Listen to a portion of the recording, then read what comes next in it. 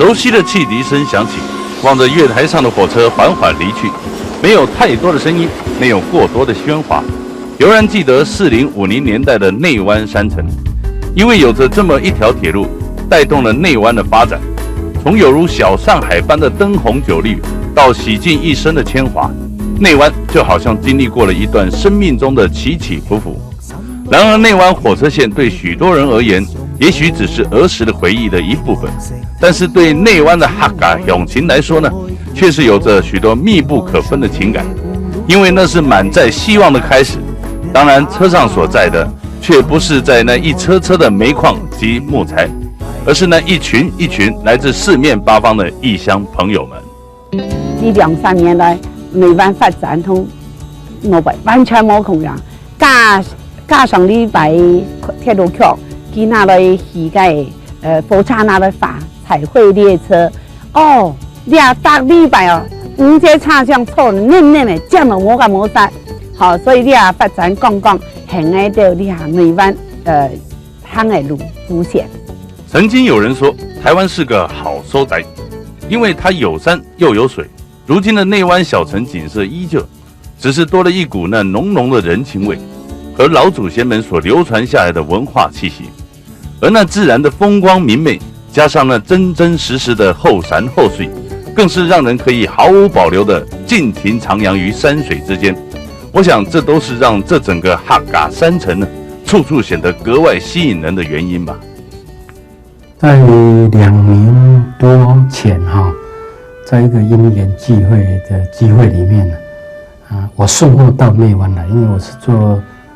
古董類的買賣，送到內灣就是古董家具類的來到內灣的時候，我看到內灣的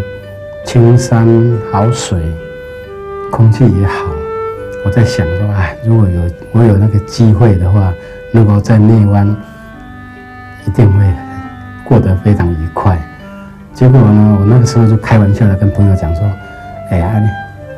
有那麼好的機會，你也幫我留意一下。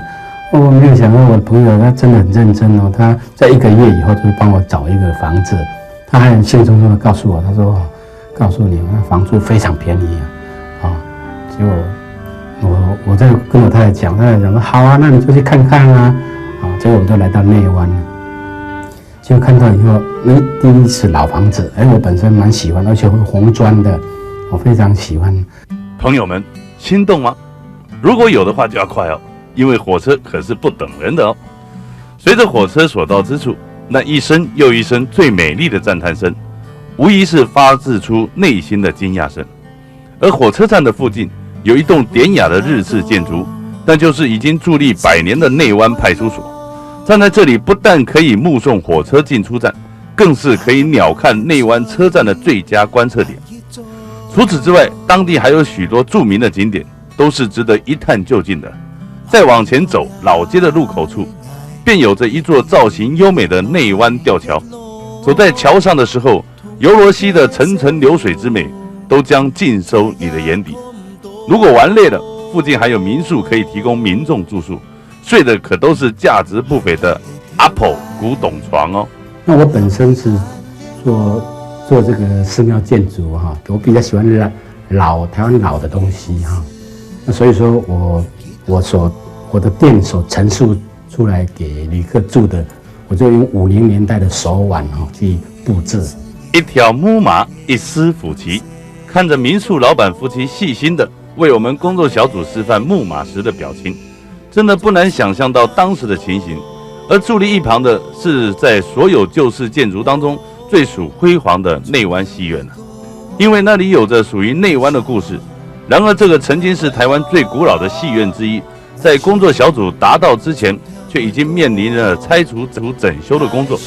人生如戲，戲如人生，一時間真實與戲劇的界限難分，仿佛是走進了時光的隧道裡。雖然如此，但我們相信那一切屬於內灣戲院所播放出來的一幕一幕，將會永遠流傳在每個人的心中，永久不忘。